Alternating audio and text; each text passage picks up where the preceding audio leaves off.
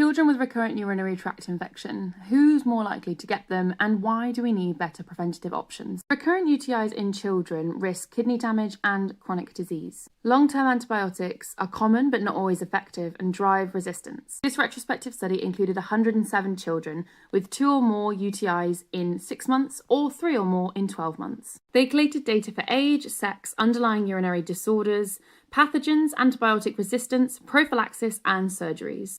74% of the patients were girls with an average age of 6 years old. The majority of patients had underlying conditions, including 67% having vesicouretal reflux, or VER, a condition where urine flows backwards from the bladder up to the ureters and into the kidneys. E. coli caused 54% of infections, but many bacteria were resistant. 70% resisted at least one antibiotic and 41% resisted multiple drugs. Antibiotic prophylaxis helped some children, but it didn't prevent all infections. Surgery resolved infections in only certain cases, often after resistance had already developed. This study only looked at one centre, so it has its limitations, and almost all patients were already taking antibiotics, so it's hard to be sure of the effectiveness of prophylaxis alone. This study gives a detailed, real-world picture of children at high risk of recurrent UTI, showing that children with underlying urinary disorders remain highly vulnerable. Antibiotics alone aren't enough, and resistance is rising, so early identification, tailored management, and new prevention strategies are urgently needed to protect these young kidneys.